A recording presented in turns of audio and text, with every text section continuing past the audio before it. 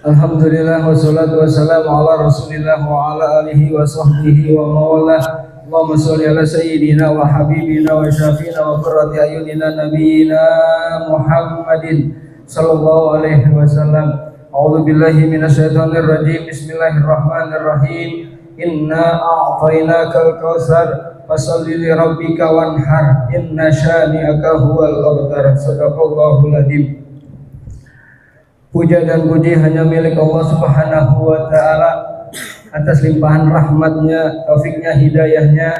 Sudah selayaknya, sepatutnya lah kita sebagai hambanya senantiasa selalu bersyukur dengan cara melaksanakan apa-apa yang dilaksanakan oleh Allah dan Rasulnya, dan meminimalisirkan segala apa yang dilarang dan dibenci oleh Allah Subhanahu wa Ta'ala. Salawat teriring salam mari sama-sama kita sampaikan kepada junjungan kita baginda Nabi besar Muhammad sallallahu alaihi wasallam, kepada para keluarga dan sahabatnya, dengan harapan kita mendapat syafaatnya di yaumil qiyamah. Amin ya rabbal alamin. Hadirin, sebelum kajian yang akan dipimpin oleh guru kita Ustaz Insinyur Muhammad Lukman, mari kita bacakan Ummul Quran suratul Fatihah, terkhusus untuk jamaah Masjid Al-Ikhlas yang sedang sakit. Mudah-mudahan setelah sembuh bisa beribadah kepada Allah Subhanahu wa Ta'ala. Umumnya pada bangsa rakyat Indonesia yang telah sampai di Mekkatul Mukarramah, dan jamaah Masjid Al-Ikhlas yang sudah sampai juga di Mekah. Kita doakan semoga Allah mudahkan dalam urusan ibadahnya, nanti sepulangnya diberikan keselamatan dan mendapat haji yang mabrur, dan kita yang hadir pada pagi hari ini dimudahkan, dilapangkan rezekinya untuk menyusul bapak-bapak yang berangkat ke Mekah dan Madinah, dan Allah juga mudahkan rezeki kita untuk melaksanakan sunnah kurban. Al-Fatihah. Bismillahirrahmanirrahim. Alhamdulillahirabbil alamin arrahmanir rahim maliki yaumiddin iyyaka na'budu wa iyyaka nasta'in ihdinas siratal mustaqim siratal ladzina an'amta 'alaihim ghairil maghdubi 'alaihim waladdallin amin. Rabbighfir lana wa liwalidayna. Pada guru kita tafadhal alaihi masykura. Terima kasih Ustaz. Bismillahirrahmanirrahim. Assalamualaikum warahmatullahi wabarakatuh. Alhamdulillahilladzi arsala rasulahu bil huda wa dinil haqq liyudhhirahu 'ala dini kullihi wa kafa billahi shahida. Asyhadu an la ilaha illallah wa asyhadu anna Muhammadan 'abduhu wa rasuluhu la nabiyya ba'da. Allahumma shalli wa sallim 'ala sayyidina Muhammad wa 'ala alihi wa sahbihi ajma'in, amma ba'd. Yang saya hormati para asatidz, para sesepuh, bapak-bapak, saudara-saudaraku hadirin yang dirahmati Allah Subhanahu wa Ta'ala. Alhamdulillah, pada pagi hari ini, subuh hari ini, kita masih diberikan nikmat oleh Allah Subhanahu wa Ta'ala, nikmat beribadah, nikmat menghirup udara pagi hari, nikmat untuk bisa memandang keindahan pagi hari, dan segala macam nikmat-nikmat yang Allah berikan kepada kita. Salam semoga Allah Subhanahu wa Ta'ala senantiasa curahkan kepada suri teladan kita Rasulullah sallallahu alaihi wasallam. Bapak-bapak, ibu-ibu yang dirahmati Allah Subhanahu wa Ta'ala, pada pagi hari ini ada dua hal yang ingin kami sampaikan sedikit saja sebagai muqaddimah saja, karena ini momentumnya sangat istimewa pada hari ini, yaitu tentang keutamaan 10 hari awal di bulan Zulhijjah. Kemudian yang kedua tentang tauhid sebagaimana yang selama ini kita pelajari, yaitu meneladani tauhid Nabi Ibrahim alaihi salatu wassalam. Ini juga terkait dengan momentum pelaksanaan ibadah haji, pelaksanaan berkurban, dan momentum bulan Zulhijjah. Allah Subhanahu wa Ta'ala berfirman di dalam surat Al-Fajr. A'udzubillahi minasyaitonir rajim. Bismillahirrahmanirrahim. Wal fajr wa layalin 'ashr wasyaf'i wal watr. Di antara ulama Imam Al-Qurtubi, para mufassir yang lain mengkaitkan bahwa wal fajri wa layalin ashr wasyaf'i wal watr. Ya, demi waktu subuh yang bersifatnya definitif, yaitu dia mengatakan subuhnya itu adalah subuh di hari raya Idul Adha atau 10 kali subuh. 10 kali subuh, yaitu subuh di hari pertama di tanggal 1, tanggal 2, tanggal 3 sampai dengan tanggal 10 Zulhijjah itu menunjukkan tentang bahwa waktu subuh untuk hari itu adalah sesuatu yang sangat diistimewakan. Bulannya sendiri masuk ke dalam arba'atu ashhurul hurum. Ada 4 bulan yang dimuliakan oleh Allah Subhanahu wa taala, salah satunya adalah bulan Zulhijjah. Lalu kemudian walayalin ashr, dan 10 malam. Nah, mereka juga para mufassir itu bahwa 10 malam. Ya, kalau kaidah bahasa Arab itu nanti kita tanya sama Ustaz Kamil atau Ustaz Yusuf bahwa dalam kaidah bahasa Arab bahwa layalin itu bermakna malam dan siangnya, jadi include malam dan siangnya. Walayalin ashr, dan malam-malam yang 10. Malam-malam yang 10 itu adalah di tanggal 1 sampai dengan tanggal 10 Zulhijjah. Wasyaf'i wal watr, dan yang genap dan yang ganjil. Yang mana yang genap dan ganjil? Di antara ulama menafsirkan bahwa malam genap itu adalah hari tarwiyahnya, yaitu 1 hari sebelum hari wukuf di Arafah di tanggal 8, dan ganjilnya itu adalah tanggal 9-nya, adalah hari wukufnya. Ada juga yang menafsirkan bahwa yang dimaksud genapnya di sini itu adalah tanggal 10-nya. Tanggal 10 itu berarti hari raya Idul Adha-nya. Yang ganjilnya itu adalah hari Arafahnya, itu di tanggal 9.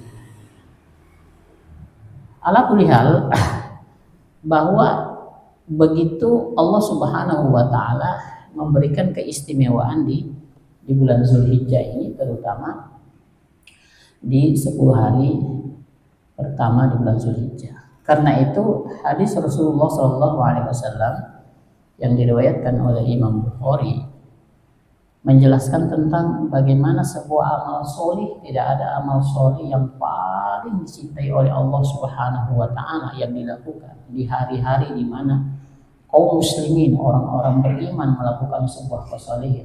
Tidak ada amalan yang paling dicintai oleh Allah Subhanahu wa taala kecuali amal solih yang dilakukan di 10 hari pertama di bulan Zulhijjah. Karena itu Rasul mengatakan, "Ma min ayyamil amalis solih ahabbu ilallah min hadhil ayyam," yakni ayyamul ashr. Tidak ada hari-hari yang di dalamnya dilakukan amal solih yang paling dicintai oleh Allah Subhanahu wa taala kecuali amal solih yang dilakukan pada hari-hari ini, yakni ayyamul ashr, 10 hari. Kalau kita melihat bahwa Allah Subhanahu wa taala itu ketika Allah itu mencintai sebuah pekerjaan, maka yang melakukan itu pasti dicintai juga. Jadi jangan kita khawatir bahwa amal soleh sudah kita lakukan dan amal soleh itu sangat dicintai oleh Allah Subhanahu wa taala, lalu kemudian Allah benci kita. Enggak begitu. Enggak kayak kita. Kalau kita itu suka membedakan, kita suka bilang kalau pekerjaannya sih saya suka, tapi orangnya saya nggak suka, ya kan? Tapi Allah Subhanahu wa taala, ketika Allah Subhanahu wa taala sudah mencintai pekerjaan itu, maka orangnya sudah otomatis dicintai oleh Allah Subhanahu wa taala. Karena ma min ayyamil amali sholih ahabbu ilallah, lebih dicintai oleh Allah min hadhil ayyam.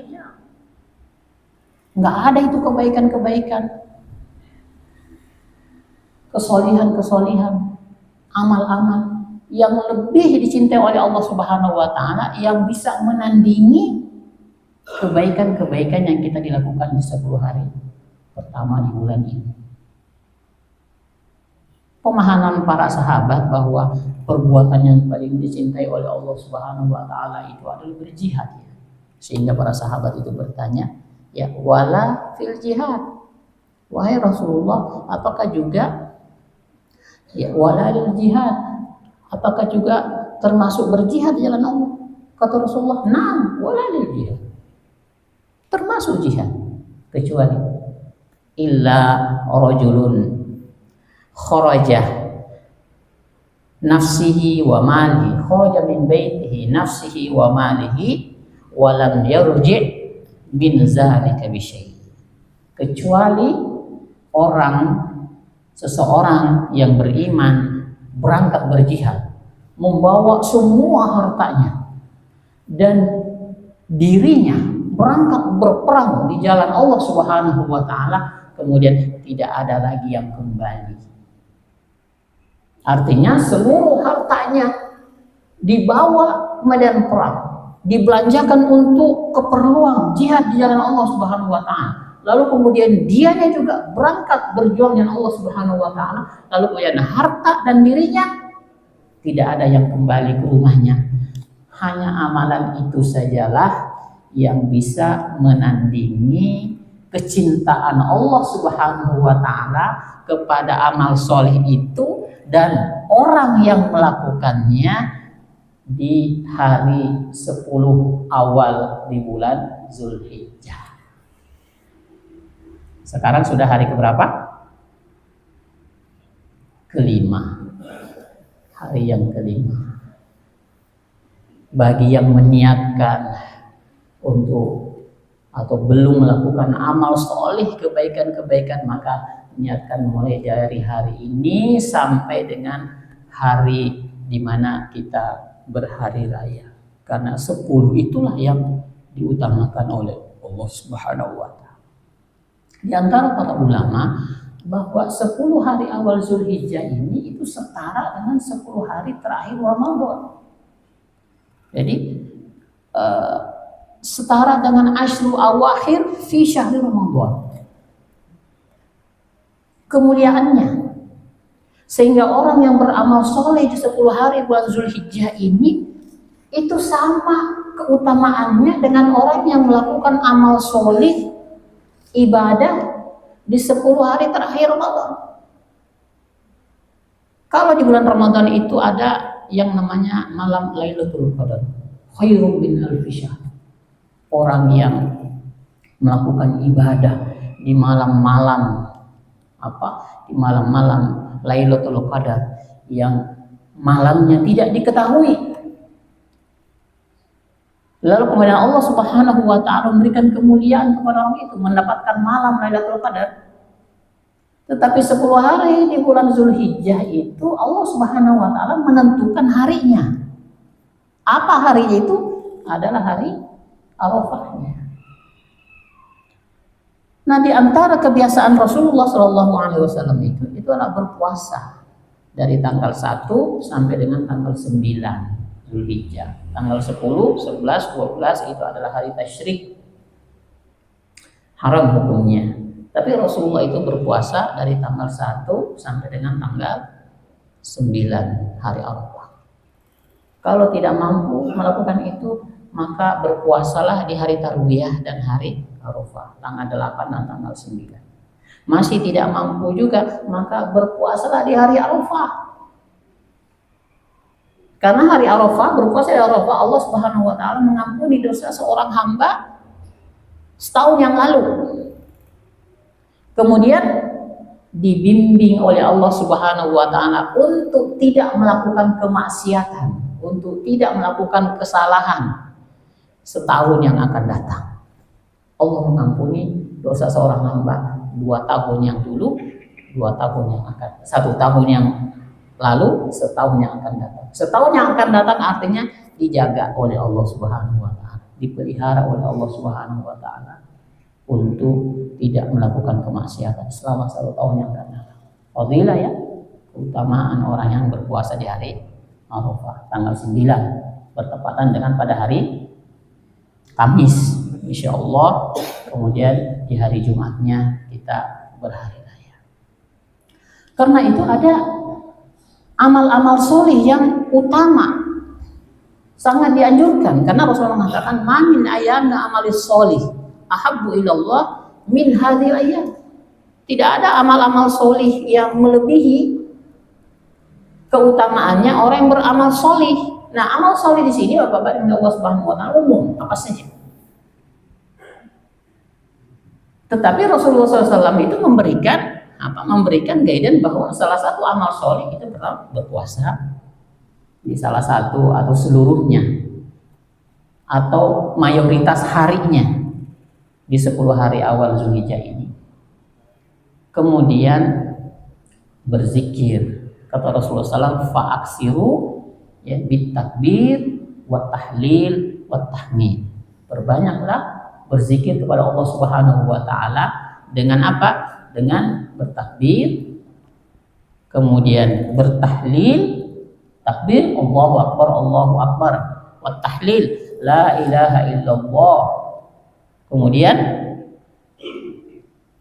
wa tahmid dan alhamdulillah. Lafaznya apa? Zikir yang masyhur itu adalah subhanallah walhamdulillah wala ilaha illallah wallahu akbar. Subhanallah itu ada terselip kalimat tasbih, tetapi masuk 3 yang diperintahkan oleh Rasulullah SAW, fa'aksiru bitakbir wa tahmid wa tahlil. Ada subhanallah, alhamdulillah, ada tahmid. La ilaha illallah apa? Tahlil. Allahu akbar, takbir. Perbanyak ya hari-hari kita subhanallah walhamdulillah wala ilaha illallah Allahu akbar. Lagi naik motor baca itu subhanallah walhamdulillah la ilaha illallah wallahu akbar. Lagi nyuci motor baca subhanallah walhamdulillah wala ilaha illallah Allahu akbar. Bantu istrinya punya baca itu subhanallah walhamdulillah wala ilaha illallah Allahu akbar. Itu bentuk zikir yang dianjurkan oleh Rasulullah SAW, gratis, tidak perlu pakai uang, hanya dengan lisan saja. Kemudian yang kedua, di antara ya yang dicontohkan oleh Abu Bakar dan Umar, pergi ke pasar, ke pasar. Ini jauh-jauh hari sebelum hari raya, tetapi sudah masuk 10 hari awal Ramadan, pergi ke pasar. Di tengah pasar, Umar mengatakan, Allahu akbar, Allahu akbar, Allahu akbar, la ilaha illallah, wallahu akbar, Allahu akbar, walillahil hamd. Ini bukan malam takbiran, bukan. Masih di awal-awal di dalam kurun waktu 10 hari awal Zulhijjah. Maka orang-orang yang ada di pasar, pedagang, para pembeli itu bergemuruh meniru ucapan Umar, sehingga pasar itu bergemuruh dengan takbiran itu. Kita kalau habis sholat kita takbiran, kita dituduh apa di sana? Wah, ini aliran apa lagi nih? Bukan malam tak, jangan-jangan ahli kelas sudah besok udah lebaran, padahal masih 5 hari lagi gitu. Padahal itu adalah sesuatu yang tidak ada masalah. Bahkan ditambahkan di hari tasyrik, ya, kita bertakbiran sampai dengan di 3 hari, tanggal 10, tanggal 11, tanggal 12, tanggal 13 di bulan Zulhijjah. 3 hari setelah hari Nahr. Boleh. Dan sunnahnya laki-laki ketika takbiran itu suaranya lantang, keras.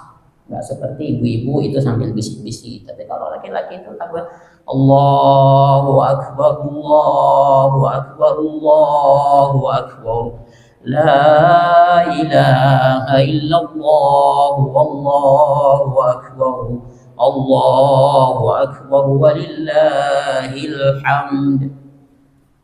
Itu termasuk di dalamnya apa? At-takfa'aksiru bit-takbir wat-tahlil wat-tahmid masuk. Jadi kalau kita tadi ya lagi cuci motor, lagi jalan, lagi kemana, lagi ngapain, maka udah takbiran aja, nggak apa-apa. Paling juga orang ngapain nih gitu ya, nggak masalah. Paling orang juga ngikut ya. Allahu Akbar, Allahu Akbar, Allahu Akbar. La ilaha illallah, wallahu akbar, Allahu akbar, walillahil hamd.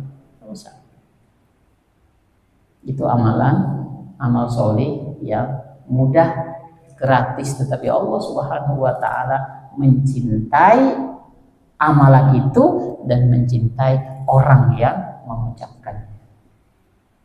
Kemudian yang ketiga, tadi puasa, kemudian berzikir dan mengandung kalimat tahlil, tahmid dan takbir, kemudian berkurban. Bapak-bapak Ibu minta Allah Subhanahu wa Ta'ala, Rasulullah Shallallahu Alaihi Wasallam berkurban itu nggak ditentukan satu, pada kondisi yang pacak-klik, sulit sekali untuk mendapatkan hewan kurban. Rasulullah itu berkurban itu dua cuma. Yang katakan disembelih Bismillah ya Allahu Akbar, ini sembelihan kurban untuk diriku dan untuk keluarga. Ambil satu lagi, Bismillah ya Allahu Akbar, sembelih, ini kurbanku dan untuk umat. Tapi umat Rasulullah siapa yang dimaksud? Sehingga kita umatnya yang hidup pada hari itu dan umatnya yang hidup sampai dengan akhir zaman itu masuk di dalam kurbannya Rasulullah SAW. Siapa? Umat Rasulullah SAW yang sama sekali tidak mampu melakukan kurban. Itu lagi orang yang mampu melakukan kurban. Begitu besar ancaman Rasulullah SAW. Kata wala taqrabanna musallana. Orang yang diberikan kemampuan, ada simpenan itu ada, uang itu ada untuk berkorban, tapi dia merasa nggak mampu terus. Siapa yang diberikan kelapangan untuk berkorban, lalu kemudian dia tidak melakukannya, acuh saja. Karena wala taqrabanna musallana, jangan sekali-sekali dia menginjakkan atau jangan sekali mendekat. Jadi kalau misalnya gini, sampai di situ aja tuh, rumah itu BMT, nggak boleh sini. Kamu mampu, tapi kamu tidak melakukan, jangan dekat-dekat sini. Situ aja, sampai. Jangan sekali-sekali dia mendekati Masjidin Nabawi. Itu ancaman.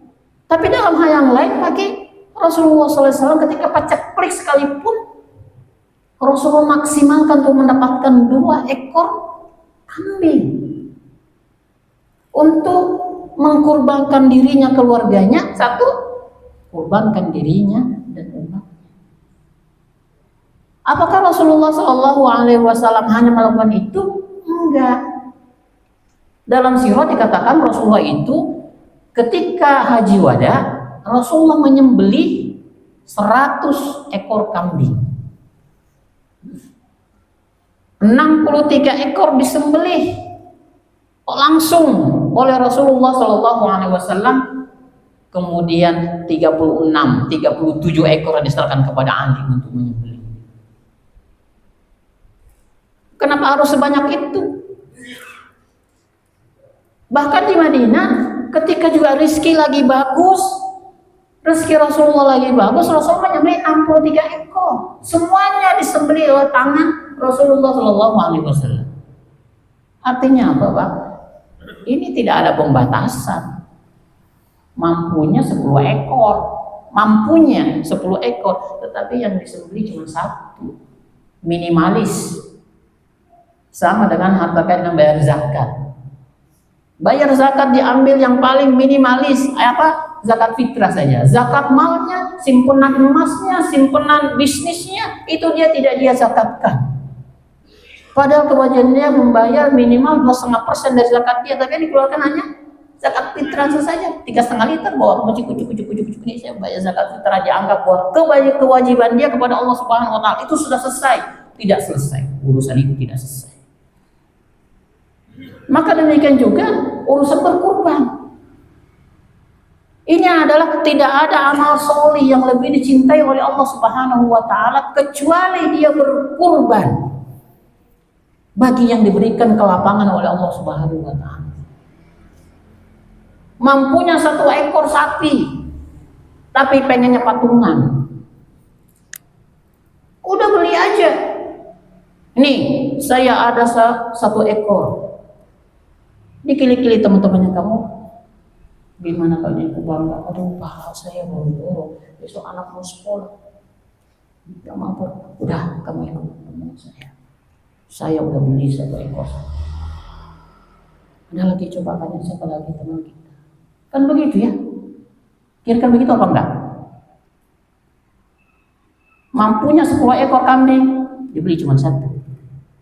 Mampunya beli 1 ekor sapi, ikut patungan. Padahal di antara saudara kita yang memang ada kondisi sudah pensiun, tidak ada lagi ada pemasukan, anak masih sekolah. Ya, hak mereka untuk kita ikut. Nggak ada ruginya.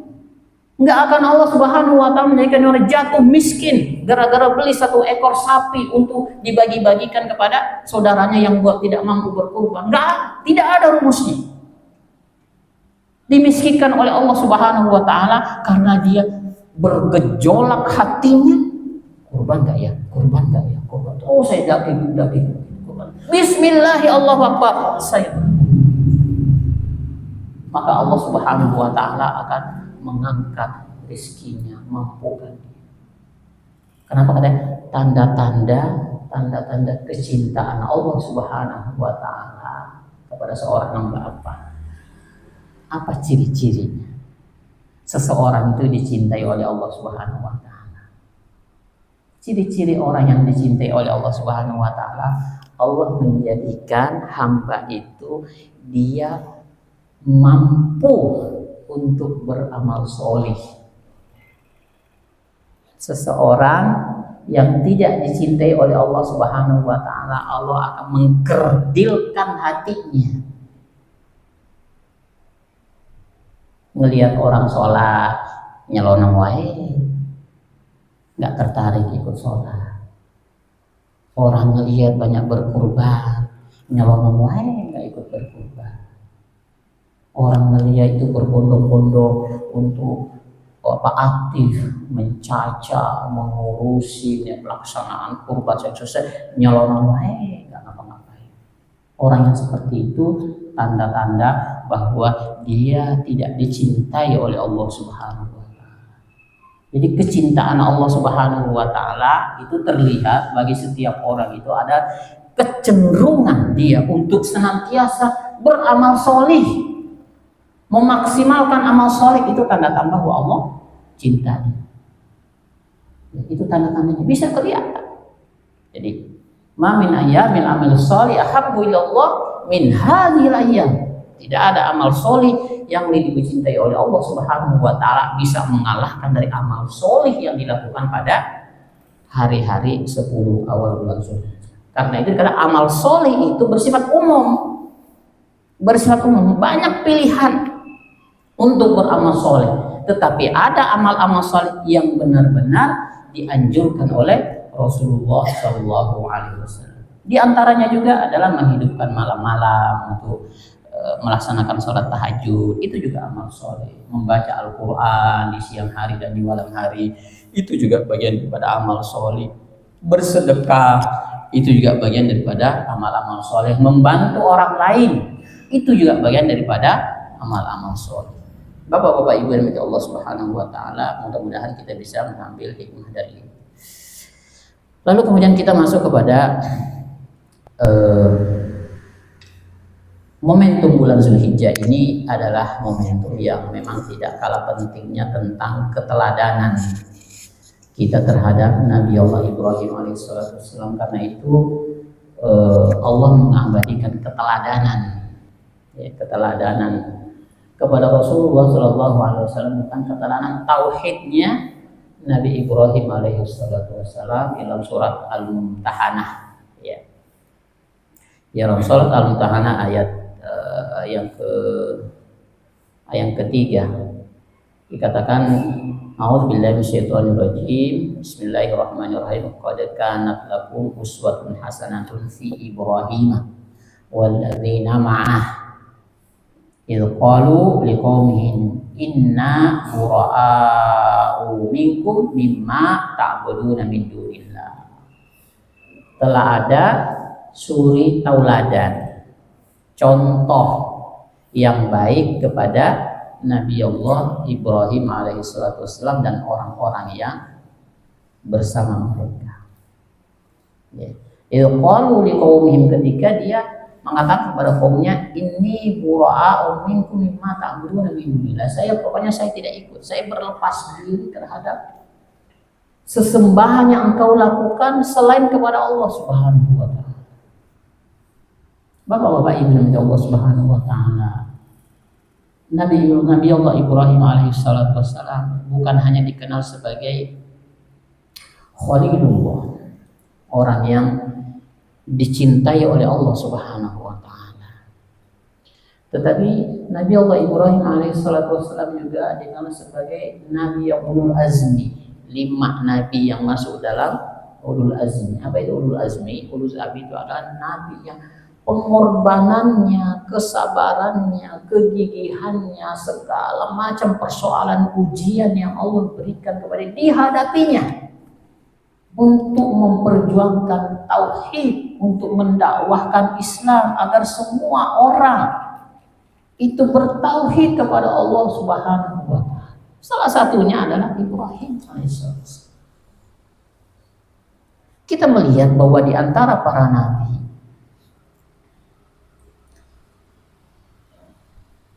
di dalam sholawat kepada Rasulullah Shallallahu Alaihi Wasallam yang mengikutkan nama Ibrahim alaihissalam. Kalau kita bersalawat, salawat yang paling sempurna yaitu salawat yang kita baca ketika kita tasyahud. Setelah kita tasyahud, itu kita membaca salawat.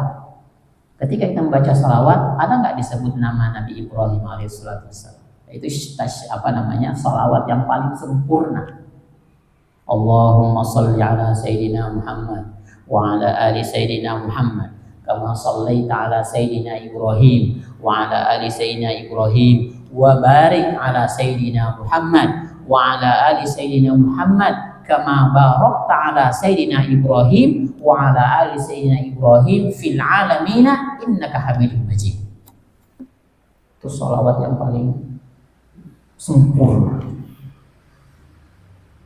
Kita berdoa kepada Allah Subhanahu wa taala agar memberikan salawat, keselamatan dan kasih sayang, rahmat kepada Rasulullah Shallallahu Alaihi Wasallam. Ya, sebagaimana Allah Subhanahu wa taala telah memberikan salawat, keselamatan, kasih sayang kepada Nabi Allah Ibrahim alaihissalam. Salawat ini itu hanya satu salawat yang diajarkan oleh Rasulullah SAW kepada kita, itu hanya satu nabi yang digandengkan. Artinya apa? Artinya Rasulullah SAW saja itu diperintahkan untuk mencontoh kakeknya Ibrahim alaihissalam. Karena itulah yang tadi dikatakan laqad kana fi Ibrahim uswatun hasanah, ya, telah ada suri tauladan kepada Nabi Allah Ibrahim. Laqad kana lakum uswatun hasanatun fi Ibrahim walladzina ma'ah. Telah ada contoh suri tauladan buat kalian kepada Nabi Allah Ibrahim alaihissalam. Bapak-bapak ibu yang dimiliki Allah Subhanahu wa taala, apa sih sebetulnya keteladanan tauhid yang kita bisa dapatkan kita contoh kepada Nabi Allah Ibrahim alaihissalam itu adalah tauhidnya, keimanannya. Bagaimana yang menjadi menjadi rival berdebatnya ya, berdebat dengan santun, bahkan dia diancam dibunuh, dirajam itu kalau kita melihat kaidah hukum qisas, dirajam itu adalah dibuat lubang tegak, kemudian suruh masuk orangnya berdiri sampai sedada, lalu kemudian dilempari batu. Kapan berhenti lempari batunya? Sampai dia mati, itu rajam. Bagaimana dia mendakwahi bapaknya pertama kali? Itu adalah ancamannya dilakukan seperti itu, dirajam. Bahkan bapaknya mengatakan, kalau kamu tidak mau dirajam, pergi kamu selamanya. Ya, dikatakan, qala araghibun anta an alihati ya Ibrahim. Wahai Ibrahim, memang kamu tak suka terhadap Tuhan yang kami sembah? Ini bapaknya Azar. Di antara ulama mengatakan bahwa ini bukan bapaknya tapi pamannya. Tidak ada masih kata itu adalah pamannya. Ada juga masihkan bahwa ini bapaknya. Wallahu a'lam. Tapi yang pasti bahwa apakah itu pamankah ataukah dia itu bapakkah, dia adalah orang yang paling dekat dengan dirinya. Apa yang pertama dikatakan? Ya abati, wahai ayahku, inni akhafu ayyamassaka azabun minar rahman fatakuna lisyaitani waliya. Wahai ayahku, sungguh aku khawatir akan azab Allah Subhanahu wa taala kepada engkau, ya, kepada engkau sehingga engkau menjadi temannya setan. Kenapa? Karena bapaknya ini menyembah berhala. Apa kata bapaknya? Bapaknya emosi. Padahal itu sebuah ungkapan yang luar biasa. Kata ya abadi, bukan ya abi. Kalau abi, wahai bapak, ketika abati itu adalah bentuk panggilan kepada bapak yang itu sopan banget, sangat sopan. Panggilan kepada ayah atau pamannya ya. Tapi apa jawaban ayahnya? Qala araghibun anta an alihati ya Ibrahim la illam tantahi la arjumannaka wahjurni maliya. Ibrahim, kamu nggak suka dengan sesembahan saya, berhenti kamu ngomong atau saya rajam kamu. Rajam itu ya, kalau katakan saya rajam kamu, berarti konsekuensinya apa? Gali lubang setinggi setengah badan atau sedada, berdiri, dilempari batu sampai dia mati. La arjumanna. Atau kalau kau tidak mau, wahjurni maliya, pergilah kamu dalam waktu yang lama. Ibnu Abbas mengatakan wahjurni maliya itu pengusiran jangka tak terbatas. Pergi kamu selama-lamanya, jangan kembali lagi.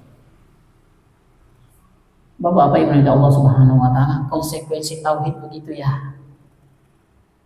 Kalau kita melihat bagaimana tauhidnya orang-orang mu'allaf ya, orang-orang Chinese ya, yang mendapatkan hidayah, itu seperti apa?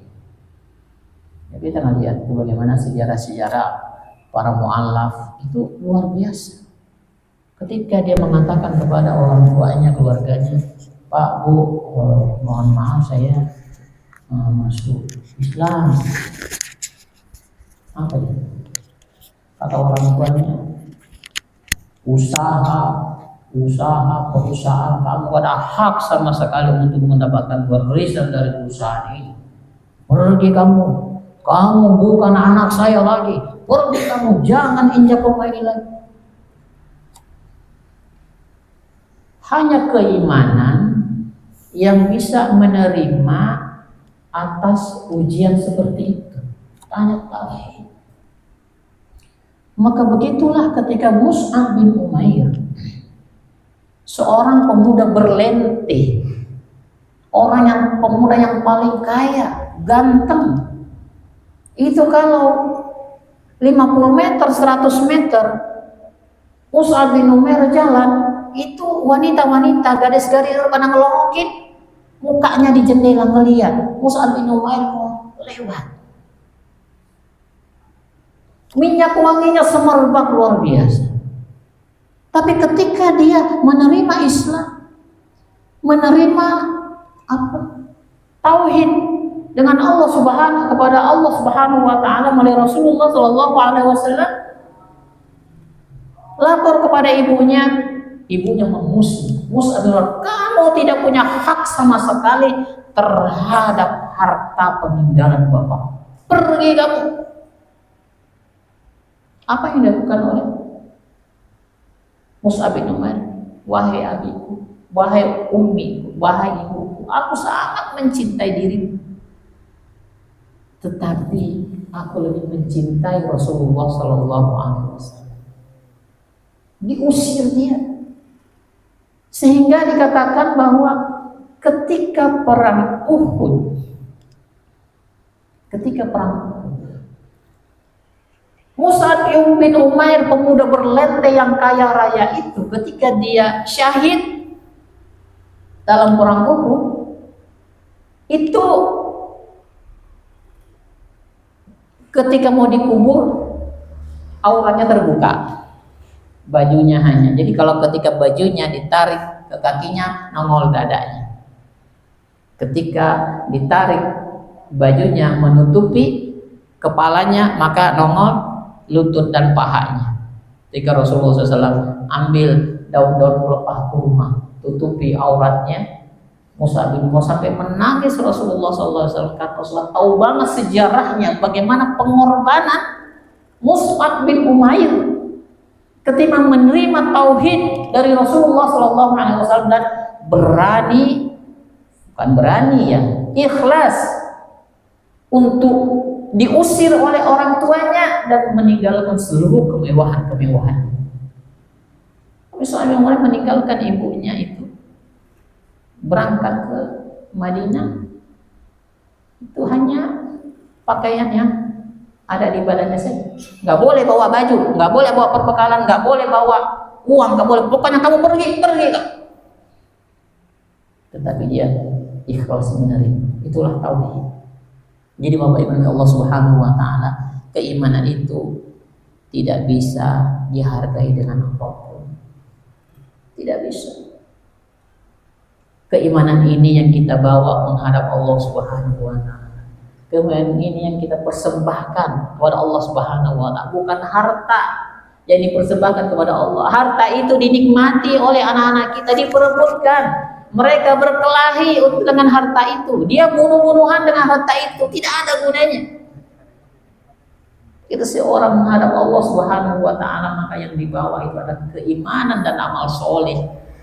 Itulah yang menyelamatkan kita, menyelamatkan di alam kubur, menyelamatkan di pengadilan Allah Subhanahu wa taala.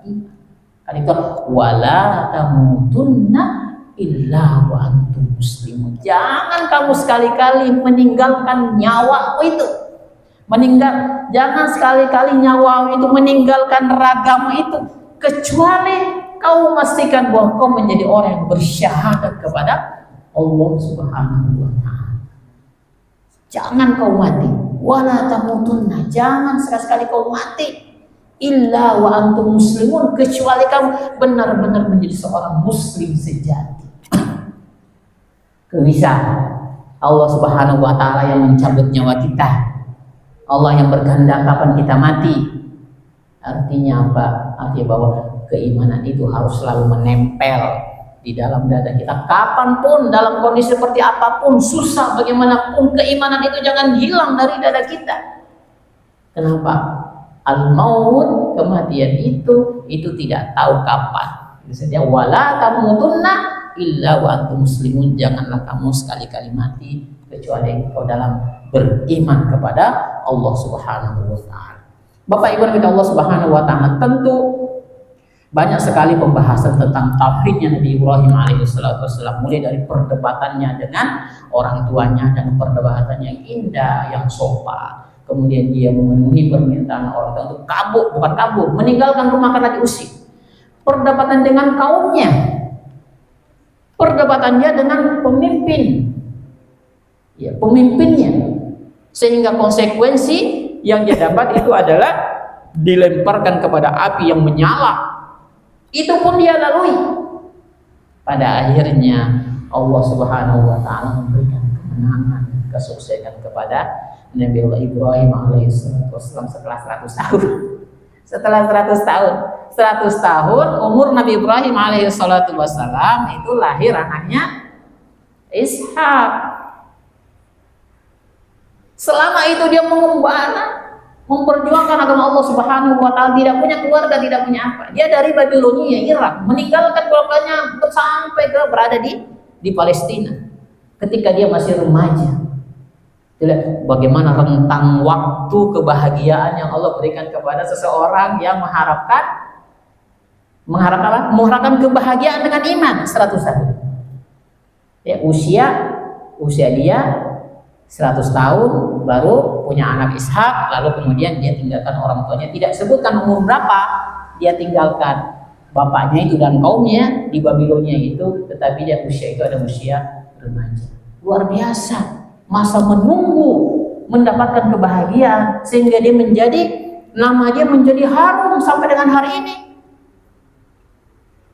menjadi melekat tradisi dia berkurban, melaksanakan ibadah haji, bertawa, bertahallul, melaksanakan wukuf, bermalam di Mina, segala macam bentuk prosesi ibadah, melaksanakan ibadah haji, itu adalah merupakan warisan dari Ibrahim alaihissalam kepada Rasulullah SAW. Barangkali itu saja yang bisa saya sampaikan. Dikurangi mohon maaf. Mohon izin saya mau langsung pamit ya.